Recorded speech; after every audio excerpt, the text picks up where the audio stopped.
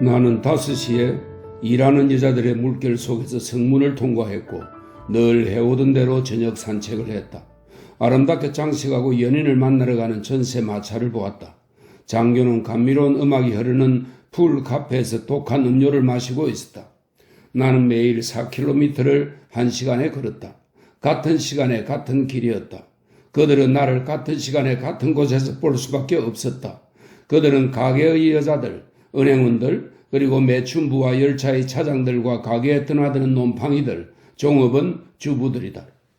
그들은 5시부터 6시까지 시가를 입에 물고 있는 나를 볼 수밖에 없었고 보았다. 적절치 않다는 것을 나도 안다. 그러나 나는 예술가이고 타협하지 않을 의무가 있다. 거리의 약사들이 퇴근의 우울함을 연주할 때면 나는 그들 옆에 서 있기도 했다. 꿈의 내각으로 이끄는 꿈의 거리였다. 내 엑스트라들은 잘 기름칠된 기구를 가졌고 눈에 보이지 않는 줄들에 의해서 움직였다. 내가 그들에게 동의한 격언들이 입에서 나왔고 당구장 공의 차가운 멜로디가 하인리 호텔에서 흘러나왔다.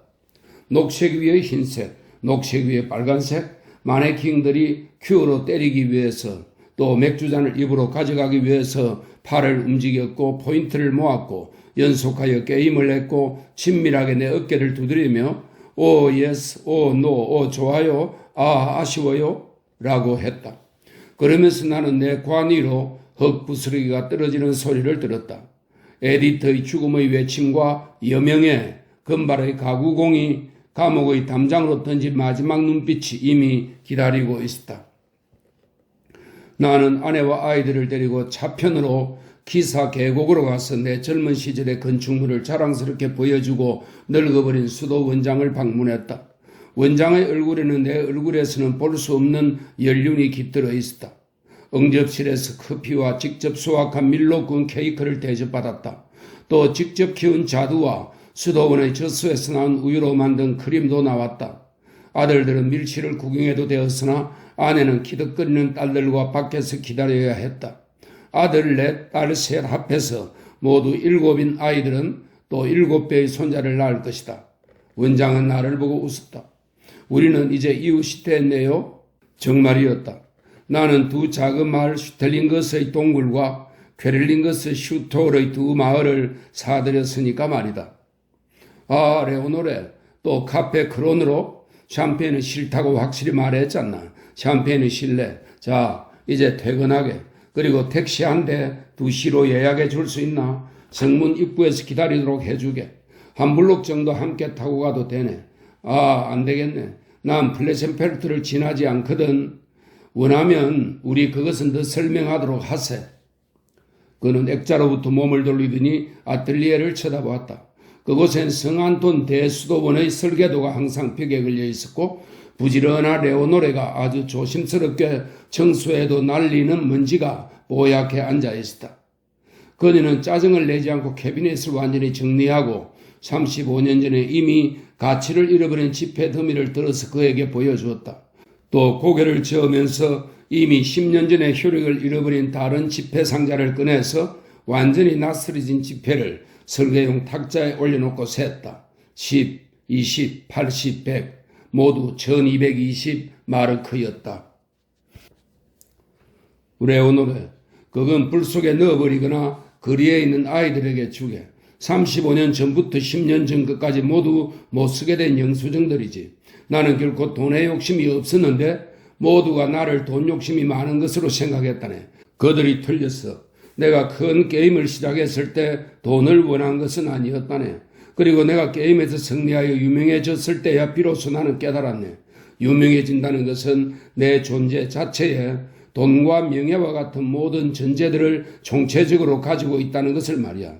나는 열심히 했고 성실했고 단순했다네. 예술가이며 예비역 장교였고 성공했고 부유해졌지. 그러나 난 서민 출신의 젊은이였으며 이 사실을 부정하지 않았네. 돈과 명예와 여자를 얻기 위해서 미래에 펼쳐질 대수를 공식으로 만든 적은 없었네. X, Y, Z를 대문자로 변환시켰고 그것이 가시적으로 되었지. 나는 매번 농가와 은행 계좌와 권력으로 받았고 다시 매번 나누어졌는데 나에게 2배로 되돌아왔다네. 미소 짓고 있는 다비드는 부드러웠고 1파운드도 체중이 늘거나 감소하지 않았다네. 1897년 것을 물려받은 내 장교복은 오늘날도 여전히 맞을 것이네. 내가 아주 열정적으로 원했던 뜻밖의 일들은 나를 심히 아프게 했다네. 그것은 내 아내의 사랑 이야기와 내 딸 요하나의 죽음에 대한 것이라네. 진짜 킬프가의 혈통이었던 내 딸은 1살 반이었네. 그러나 나는 이 아이의 눈에서 말없었던 내 아버지의 눈을 보았고 이 눈의 어두운 근저에서 태고의 지혜를 보았다네. 이 눈은 죽음을 이미 알고 있었던 것 같았네. 이 작은 몸에 끔찍한 잡초처럼 성홍열 10꽃이 피어 엉덩이에서 발까지 내려갔지. 열이 났고 눈처럼 하얗게 죽음이 자랐어. 온몸에 핀 성홍열 10꽃이 곰팡이처럼 자랐고 온몸을 먹어 들어갔고 콧구멍에서 검은 덩어리가 나왔지. 내가 원했던 뜻밖의 일들이 저주받은 것처럼 다가와서 이 무서운 집을 기웃거렸어. 내가 장례 미사에서 노래 부르는 것을 거절했기 때문에 다툼이 있었고 성 세베린 교회의 신부와 시부모와 처남과 매부들과 험한 말들이 오갔지. 그러나 나는 노래 부르지 않겠다고 주장했고 관철했네. 내가 장례 미사에서 요하나에게 예수 그리스도라고 스스로 속삭이는 것을 들었을 때 난 깜짝 놀랐다네. 나는 그 이름을 결코 입 밖으로 내뱉은 적이 없었고 그를 감히 생각조차 하지 못했다. 그러나 그는 내 마음속에 있었다. 내 안에 들어있는 말을 내뱉지 않을 수 없었다. 그 말은 요하나가 내 옆에서 속삭였던 말이었다. 내가 나를 둘러싼 거대한 구멍 튜브 안에 있는 것처럼 외롭게 미래의 얼어붙은 대양 위에 웃음으로 나를 강화하면서 있었다면 나는 태고의 씁쓸함과 무상함이라는 바람의 운하들을 통해 끝없이 갔던 것이 아니었다. 그 말은 죽지 않았다. 나는 투스키를 가진 작은 다윗이었고 사자 굴 안에 있는 작은 다니엘이었다. 내가 원했던 뜻밖의 것을 할 준비가 되어 있었다. 요하나는 1909년 9월 3일에 죽었다. 이날 아침에도 돌로 포장된 도로를 지나 장기병들이 말을 타고 갔다. 우유 파는 소녀들과 빵집 점원들이 지나갔고 성직자들이 수도복 자락을 날리며 갔다. 아침이었다. 그레천의 가게 앞에는 멧돼지가 걸려 있었고 40년 전부터 킬프가의 생명이 태어나고 죽었을 때마다 등장했던 킬프가의 주치의가 우울한 표정으로 나타났다. 착취하는 가죽 가방 안에는 쓸데없는 도구들이 있었다. 그 도구로 그는 언제나 그의 노력이 헛일이라는 것을 속일 수 있을 것이라고 생각했다. 그는 보기 흉한 몸을 덮었다. 그러나 나는 다시 벗겼고 나사렛의 몸과 이 아이가 1년 반 이상은 더는 뜨고 싶어 하지 않았던 아이의 눈에서 아버지의 눈을 보고자 했다. 하인리가 침실 옆에서 소리쳤고 성 세베린 교회의 종이 이따금 쳐서 9시 미사 시간을 알렸다. 요하나가 살아있다면 이제 50살이 되었을 것이다. 레오노레, 전시공채인가? 난 그때 설계하지 않았네. 그것들은 장인이 남긴 것이네. 지폐를 넣었던 것처럼 불 속에 넣어버리게. 2개의 훈장은 물론 나는 공격로를 만들고 지하 통로를 파고 포진지를 구축하고 쏟아지는 포탄을 견뎌내고 포탄 속에서 부상자를 구출하기도 했다네. 2등 훈장, 1등 훈장, 그걸 이리 가져와서 내게 주게. 레오노레, 우리는 이것을 빗물 수도관에 던져 그 빗물의 진창에 묻어버려야 하네.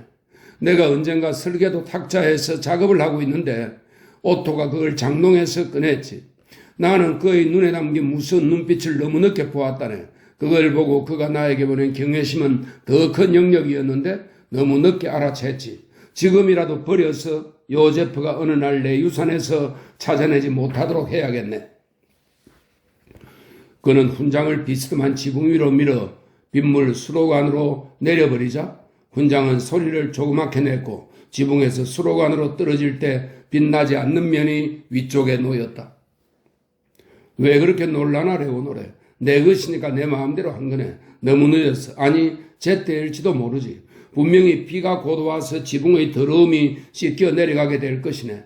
내 아버지를 생각하면 늦었지. 아버지들과 할아버지들 그리고 정조 할아버지들의 명예를 떨어뜨리는 일이었다네. 나는 내가 충분히 강하다고 느꼈으나 형상으로 바뀐 내 공식들로부터 미래의 대수를 읽었을 때는 그렇지 않았다. 수도원장들과 대주교들과 장교들과 종업원들이 모두 내 엑스트라에 속했다. 내가 금요일 저녁마다 독일의 소리 합창단에서 입을 벌렸고 합창할 때 함께 노래했을지라도 나는 솔리스트였다. 저기 숲의 햇빛 속에서 무엇이 반짝이는가? 나는 이 노래를 잘 불렀으며 이 노래를 아버지에게서 배웠다. 나는 웃음을 참으며 바리톤 연습을 했다.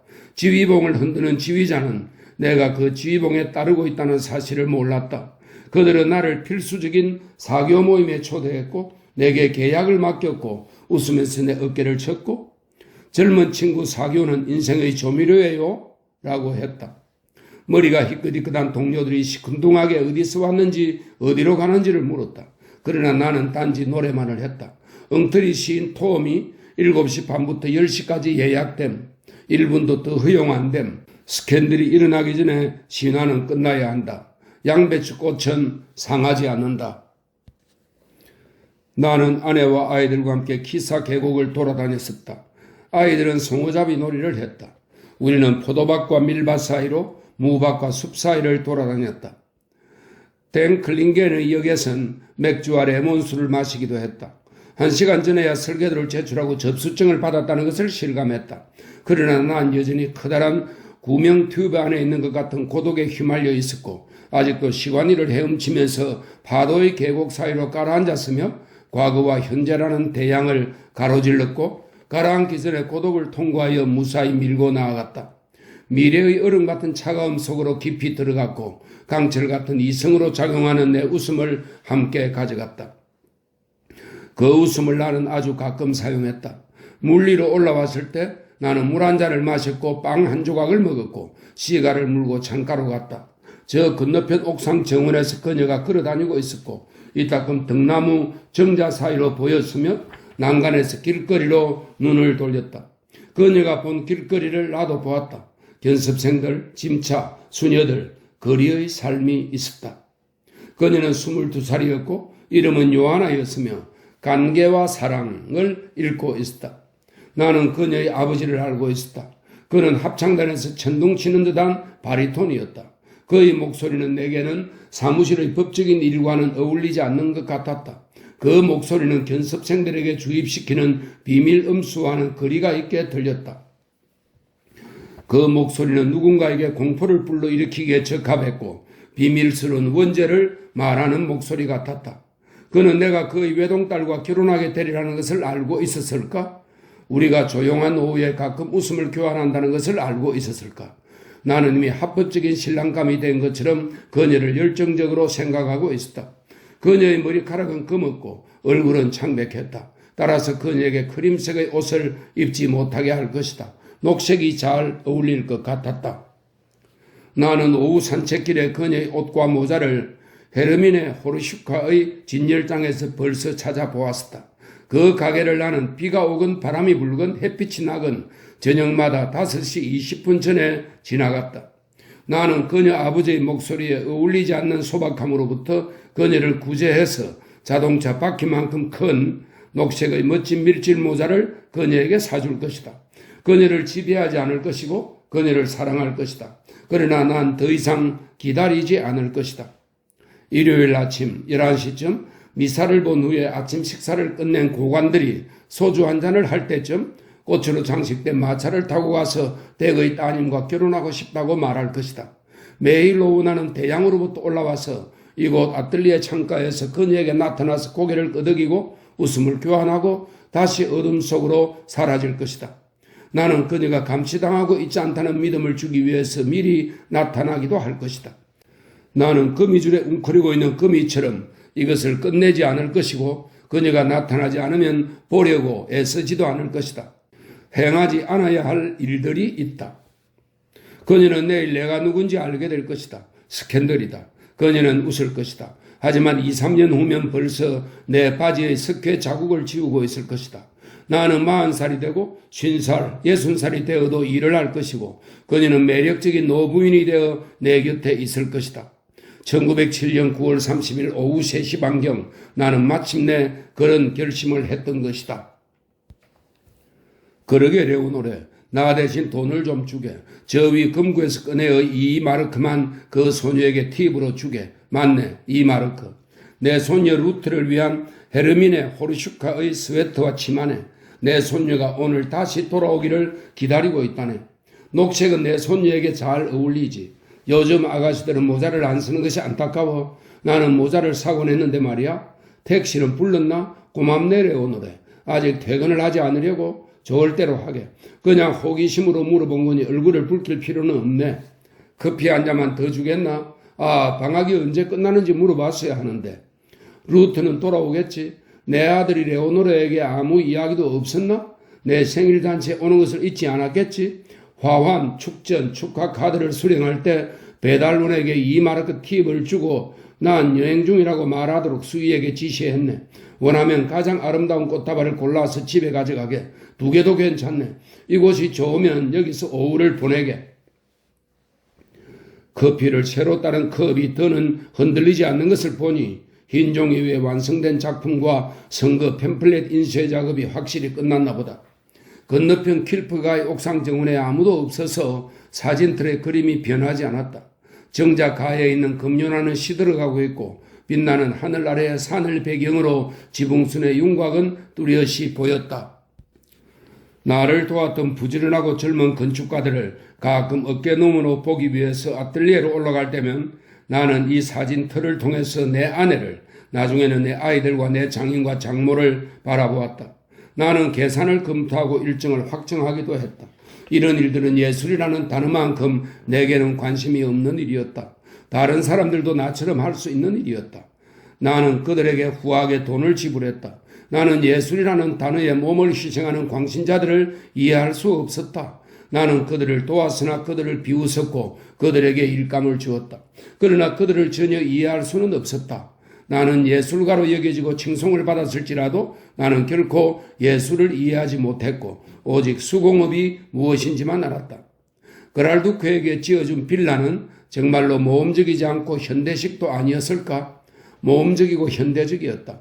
그래서 심지어 예술가 동료들의 감동을 자아냈고 그들의 칭찬을 받았다. 내가 설계를 하고 건축했지만 나는 예술이 무엇인지 몰랐다. 그들은 예술을 진지하게 받아들였다.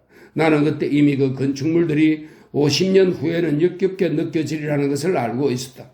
그러나 나는 가끔 소매를 높이 걷어올리고 여기 설계 탁자에서 설계를 했다. 나는 사회를 위한, 즉 공익을 위한 것 중에서 가장 공익적인 행정 건축물들을 설계했다. 이에 대해 나를 돈 욕심이 많고 성공에 굶주린 시골 촌놈으로 여겼던 바보들이 깜짝 놀랐다. 그래서 나는 오늘날도 46년 전에 건축했던 건물들을 부끄러워하지 않는다. 그것이 예술일까? 나로서는 다만 그것이 무엇인지 전혀 모른 채 만들기만 했다. 그 단어를 진지하게 느낄 수 없었다. 나에 대한 3명의 대가들의 분노를 거의 이해하지 못한 것처럼 그것을 진지하게 여길 수 없었던 것이었다. 책이랄. 아주 작은 유의도 허락되지 않았단 말인가? 그 골리앗들은 그렇게 유무가 없어야 했단 말인가? 그들은 예술을 믿었다. 그러나 나는 그렇지 않았다. 그들은 갑자기 나타나서 뛰어다니는 놈에 의해서 자기들 명예가 실추당했다고 느꼈다. 누가 무작정 어디로 뛰어다니겠는가? 나는 공공연하게 조소를 보였고 내 실패조차 승리가 되어버리는 상황으로 그들을 몰아넣었고 대성공함으로써 승리했다. 우리가 박물관 계단을 올라갈 때 나는 그들에게 연민이 생겼고 내 발걸음에 즐겁고 품격 있는 리듬감을 주려고 노력했다. 상처받은 사람들은 그 발걸음에 이미 익숙해 있었다. 대성당 계단을 오르는 발걸음은 왕들과 주교들 뒤에서 적당한 흥분으로 너무 천천히도 너무 빠르지도 않게 기념비에 헌정하는 발걸음이었고 품위가 무엇인지를 아는 발걸음이었다. 아마 어린 개 한 마리가 계단을 달려 올라가는 것처럼 올라가는 것이 내게는 가장 좋았을 것이라는 것을 그때는 몰랐다. 계단은 돌로 되어 있었고 로마 의용군 병사의 동상옆을 지났다. 그 옆에 사람들이 의용군 병사의 부러진 칼과 창 또는 회초리 다발을 횃불용으로 들고 있었으면 더 좋았을 것이다. 2층에서는 카이사르의 형상과 어린이 묘지 모형을 지나갔다. 2층에는 네덜란드인들과 낭만주의 화가들 사이에 회의실이 있는데 시민들의 진지한 모습을 볼 수 있었다. 이쯤 되면 뒷배경 어디선가 북소리가 위협적으로 들려야 할 것만 같았다. 이제 재단 계단을 올랐다. 훈장을 목에 걸기 위해서 또는 사형을 받기 위해서 단두대 같은 무대에 오른 것이었다. 또한 사랑하는 사람의 무대에서 축제가 펼쳐졌다. 그러나 내 옆에 지나가는 사람들은 사랑하는 사람이 아니었고 브레모켈, 그룬페트의 볼러자인이었다. 예복을 입은 박물관 수의들이 렘브란트와 반다이크와 오브베크의 작품 앞에서 당황한 표정으로 서 있었다. 대리석 난간을 지나면 회의실 앞 큼큼한 곳에 큰 칼이 서 있었고 판결이 내려지기 전에 우리가 목을 축일 수 있도록 꼬냑 잔들이 있는 쟁반이 준비되어 있었다.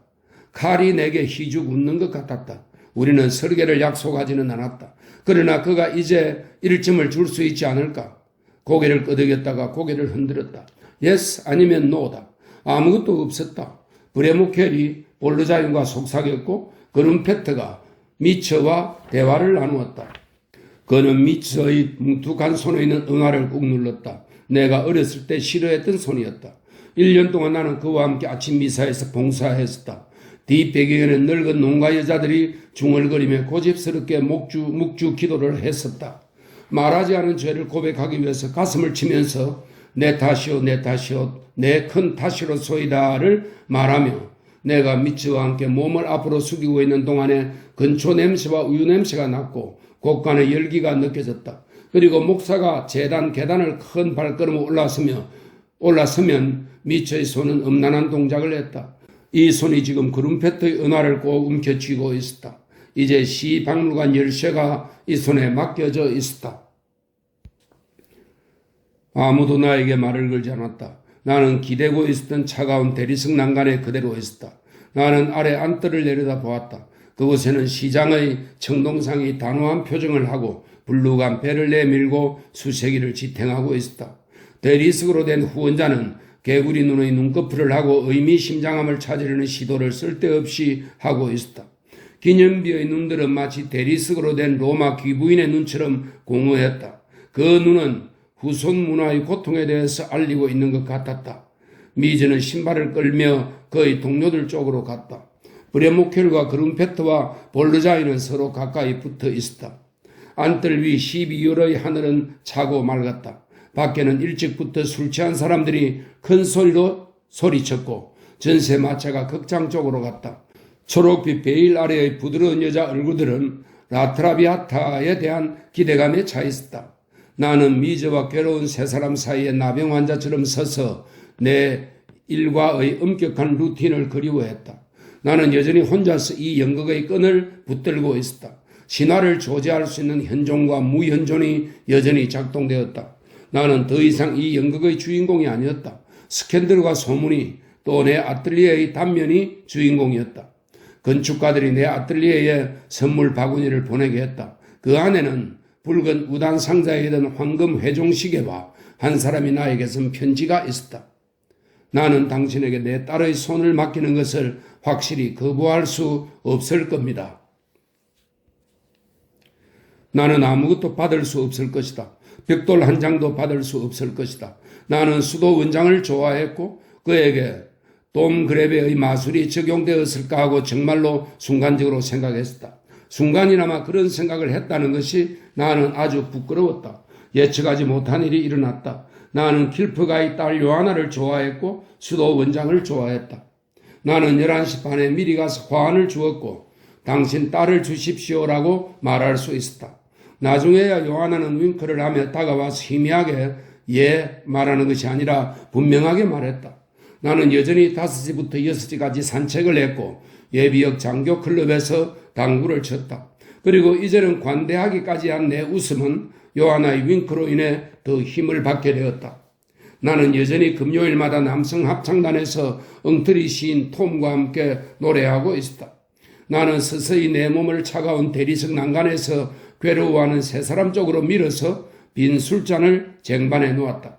그들이 나병 환자에게서 몸을 피할까? 그들은 그러지 않았다. 겸손한 접근을 기대하는 건가? 페멜시 소개합니다. 맙소사. 각자 어디론가 도망가지 않았나?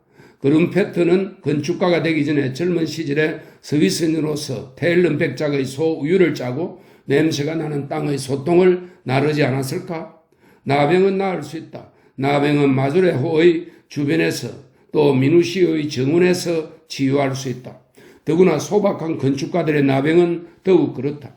그들은 철거하기 위해서 로마 교회를 사고 인수한 재고품을 포함하여 오래된 마돈나, 교회 의자들, 새로운 부자와 옛 부자의 살롱을 장식했던 재고품까지 샀다.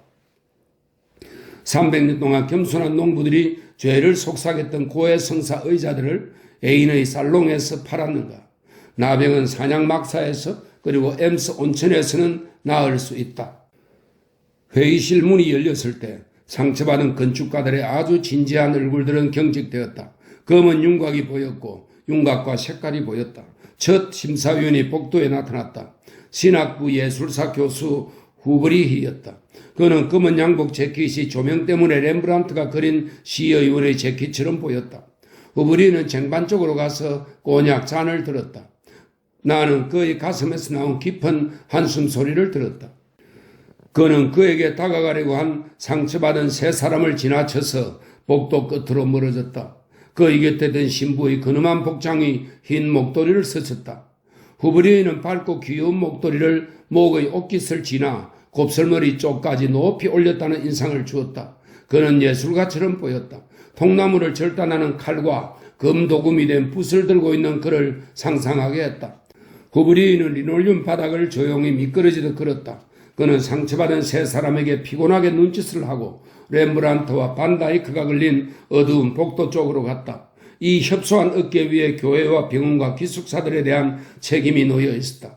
기숙사들에서는 수백 년 후에도 수녀와 과부와 고아와 보험 환자들과 생활이 힘든 거리의 여자아이들이 음식 냄새를 견디어내야만 할 것이다. 건축가의 설계가 미리 발표되었을 때 난감한 후면은 어두운 복도와 바보 같은 모자이크로 인해 더 난감해졌다. 그때 40년 전부터 애국적인 열정과 신고딕에 대한 확신을 가진 눈먼 애착으로 등장했던 후브리가 지나갔다. 그는 분명히 이미 어렸을 때 최고의 점수를 받고 고향과 같은 산업도시의 삭막한 교회를 지나서 의기양양하게 집으로 갔을 것이다. 미즈는 신뢰하는 듯한 표정을 짓고 쟁반을 들어서 두 번째 심사위원에게 내밀었다. 적포도주처럼 얼굴이 붉고 시가를 피우고 고기를 좋아하는 크롤에게 코냑을 권하는 것이었다. 그러나 그는 여전히 날씬했고 성세베린 교회의 대체 불가한 건축가였다.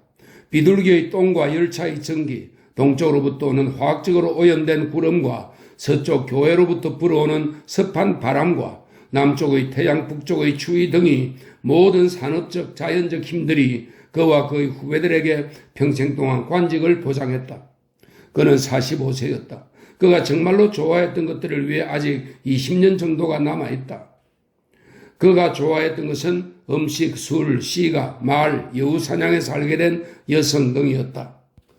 그리고 그 여성은 마국간 근처에서 만날 수 있는 특별한 여성이었다. 나는 나의 경쟁자를 연구했었다.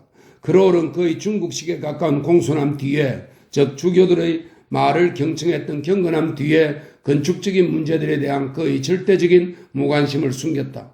크롤의 동작은 진정으로 기념비의 헌정에 대한 움직임이었다. 또 그는 일정한 순서를 전환할 때마다 몇 마디의 훌륭한 위트를 발휘할 줄도 알았다.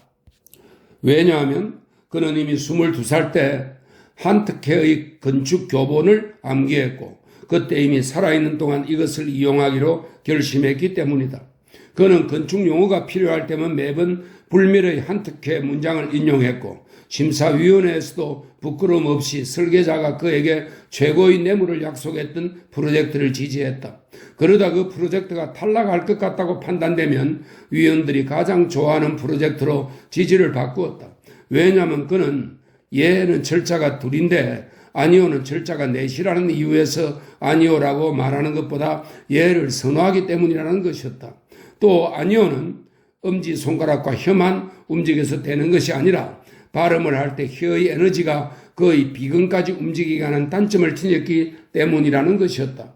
게다가 아니오는 결심하는 듯한 표정까지 요구하는데 얘는 그렇지 않다는 것이었다. 크롤은 한숨을 쉬고 고개까지 흔들면서 상처받고 한숨 쉬고 있는 세 사람을 피해서 낭만주의 화가의 무리가 있는 복도의 다른 코너 쪽으로 갔다. 몇 초 동안 문 쪽의 빛 아래에 있는 녹색 버섯과 물을 주던 자와 잿더리가 있는 탁자와 거롤의 시가에서 나온 푸른 연기만이 보였다. 심사위원실은 조용했다. 속삭이는 소리조차 나지 않았다. 사형 판결이 공기 중에 떠 있었고 영원한 적군이 탄생하는 순간이었다. 즉 후브리의 명예냐 치욕이냐가 걸려있는 순간이었다. 그는 이미 인문계 고등학교 5학년생 때 탈락을 그의 목이 떨어지는 치욕이라고 생각했다. 그는 대주교에게 가서 끔찍하도록 비굴하게 탈락했다는 사실을 고백해야 했다. 아, 그들의 시체라. 후브리인가요? 라고 군주가 유머 가득히 말할 것이다. 크롤에게는 브로모켈이 그에게 약속했던 고모에 있는 빌라가 걸린 문제였다. 관리인들이 있는 곳에서 속삭이는 소리가 났다. 미즈는 쉿으로 조용히 시켰다. 수베브링그가 문간에서 나왔다. 작고 나처럼 연약했다. 매수당하지 않게 보였을 뿐만 아니라 실제로 매수당하지 않았다. 그는 다른 승마용 바지를 입고 실로 짠 양말을 신고 있었다. 머리카락이 없는 머리는 검은 빛이었고 코린트식의 눈에는 웃음이 들어 있었다. 슈베브링그는 돈을 대표하는 인물로 국민이 세운 기금을 관리했다. 그는 기업가들과 왕을 대변했다. 그러나 또 10페니를 거부하는 점원과 30페니를 기부하는 할머니들을 대변하기도 했다. 슈베브링그는 돈 유혹을 받고 수표를 적고 계산서를 통제할 수 있고 시큰둥한 표정으로 예비비를 허락할 수도 있었다. 그는 개종자였다. 그의 건축에 대한 비밀스러운 열정은 바로 그 양식이었다. 그는 움직이는 천사와 도금된 합창단 의자와 설교단의 곡선으로 된 의자와 흰색 레크 칠된 설교단을 좋아했고 축성 때의 연기 냄새와 소년 합창단의 노래도 좋아했다. 그는 권력을 가졌다. 철도 차단기가 관리인에게 복종하듯이 은행연합이 그에게 고분고분했다. 지위받은 철강공장과 시세를 관리했다. 그는 쟁반에 놓인 곤약을 들었으나 팁을 놓지 않았다. 그가 단 2걸음 떨어져 있자 실패하여 승마바지를 입고 실로 짠 양말을 신고 자전거를 타고 일자리를 구하러 다니는 사람처럼 보였다. 그가 갑자기 나를 보고 웃고 빈 곤약 잔을 내려놓고 네덜란드 화가의 그림들이 있는 곳으로 갔다. 후브리도 그곳으로 사라졌다. 슈베브링그도 상처받은 세 사람에게 한마디도 하지 않았다. 회의실에서 속삭이는 소리가 났다. 분명히 수도 원장이 그랄두케에게 말을 거는 것 같았다. 단지 녹색 탁자와 연기, 물 주던 자만이 보였다. 처형은 미루어졌다. 은쟁이 오갔다. 여전히 판결에 대한 회의가 일치를 보지 못한 것 같았다. 그랄두케가 나와서 미저의 쟁반에 있는 잔 2개를 들고 잠깐 망설이며 서 있다가 크롤 쪽을 쳐다보았다. 그는 키가 컸고 거대한 체구였으며 눈 아래의 눈물 주머니가 그를 짐작했던 것보다 더 정확하게 보이게 했다. 그랄두케는 권리를 대표했다. 그는 위원회 투표 과정이 정확한지 주시했고 프로토콜을 작성했다. 그랄두케는 그 스스로 수사가 될 뻔했다. 그는 지금도 여전히 좋아하고 있는 그레고리우스 연도를 2년 동안 불렀다. 그러나 그림처럼 아름다운 여자와 결혼하기 위해서 다시 세상으로 돌아왔고 그림처럼 아름다운 딸 5을 낳았다. 지금은 여러 지역의 최고 행정관 자리에 올라와 있었다. 그는 토지대장이 얽혀서 일어난 자잘한 일들을 해결하여 밭과 초원과 숲을 기부하게 했고 완강한 시장을 설득하여 비참한 웅덩이들에 있는 낚시꾼을 바꾸게 했다. 즉 은행들과 보험회사들을 안정시키기 위해서 이들이 가지고 있는 저당권을 매각할 수 있게 했다. 나왔던 사람들은 서서히 회의실로 돌아갔다. 미즈는 잠깐 사라졌던 사람을 불러오기 위해서 복도 쪽으로 목소리를 높여 말했다. 저는 휴식 시간이 끝나간다는 말씀을 심사위원님들께 전하라는 부탁을 받았습니다. 가장 먼저 크롤이 낭만주의 화가의 그림들이 있는 구석으로부터 돌아왔다. 그의 얼굴에서 이미 긍정을 읽을 수 있었다. 슈베브링그만 네덜란드 화가 그림들이 있는 구석으로부터 가장 먼저 나와서 그 비방으로 들어갔다. 죽음의 화살을 맞은 사람처럼 창백해 보인 후브리는 상처받은 세 사람 옆을 고개를 저으며 가장 늦게 지나갔다. 미즈는 자기 뒤로 문을 닫고 들고 있는 쟁반을 쳐다보았다. 곤약 9잔이 비어 있었다. 몇 푼의 팁이 경멸하듯이 딸랑거렸다. 나는 그에게 다가가서 1달러를 쟁반으로 던졌다. 소리가 컸고 강했다. 상처받은 세 사람이 놀라서 쳐다보았다. 미즈는 빙그레 웃고 감사하다는 듯이 손으로 동전을 줍고 속삭였다. 당신만이 이성을 잃은 교회 관리인의 아들입니다. 밖의 전세 마차 소리는 더 이상 들리지 않았다. 라 트라비아타가 시작됐다. 수위들은 의용군 병사들과 귀부인들 사이에서 부서진 사찰 기둥 사이의 틈에 꼿꼿하게 서 있었다. 추운 겨울에 마치 옹기처럼 소음이 몰려왔다. 기자들이 첫 번째 수위에게 달려갔다. 두 번째 수위는 힘없이 팔을 올렸다. 세 번째 수위는 조용히 하라고 손짓하는 미즈를 바라보았다. 젊은 저널리스트가 미즈를 지나쳐서 내 쪽으로 와서 제키 소매로 코를 스치며 내게 조용히 말했다. 당신의 명백한 승리. 뒤에는 품격 있는 문외란 편집자 2명이 기다리고 있었다. 검은 모자를 쓰고 수염이 있으며 영혼이 가득한 격정적인 문구들로 마음을 후벼 팠던 그들은 품이 없는 군중과 거리를 두고 있었다. 수도 원장이 회의실 문을 열었을 때 안경을 쓴 여자와 수척한 사회주의자가 소년처럼 숨을 쉬지 않고 달려들어 나를 껴안았다. 한 목소리로 페메르시라고 불렀다. 소음이 몰려왔다. 창가 의자의 떨림이 멈춘 지 10분쯤 지났다. 여자 사무원들이 미소를 지으면서 정문을 나섰다. 그들은 일을 끝냄에 대한 자부심을 가지고 기쁜 표정을 짓고 있었다. 묘지 담장에서 풀냄새가 날 것 같은 따뜻한 가을날이었다. 오늘 그레체는 멧돼지를 전부 다 팔지 못했다. 멧돼지의 콧구멍은 피가 말라 검게 되어 있었다. 건너편 옥상 정원의 창틀로 흰 테이블, 녹색의 나무로 된 긴 의자와 시든 연꽃이 있는 등나무 정자가 보였다. 요제프와 루트의 자식들이 언젠가는 저 위를 오르내리며 관계와 사랑을 읽을 것이다. 나는 로베르트가 저 위에 있는 것을 본 적이 있었던가? 한 번도 그런 일은 없었다. 로베르트는 방에 웅크리고 있거나 정원에서 크리켓 연습을 했다.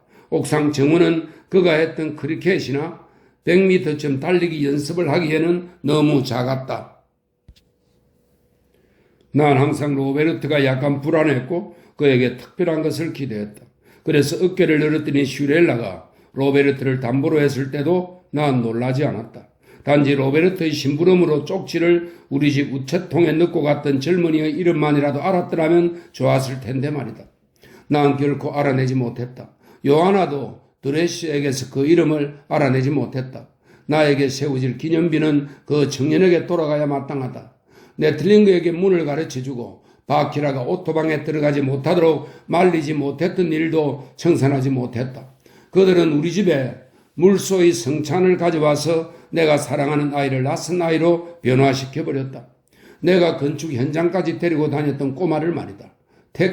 택시라고? 내가 요하나와 함께 위 항구에 있는 식당 앙크로 타고 갔던 1936년의 택시였던가? 내가 요하나를 땡클링겐의 요양소로 데려다 줄 때 탔던 1942년의 택시였던가? 아니면 건축 현장을 보여주기 위해서 요제프와 함께 기슬링겐으로 갔던 1956년의 택시였던가?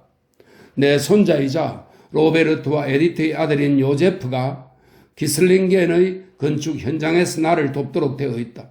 수도원이 파괴되었던 것이다. 황폐한 돌더미와 모르타르만이 수북했다.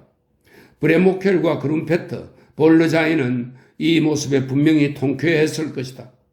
1945년 파괴된 수도원 폐허더미를 처음 보았을 때 나는 즐겁지는 않았다.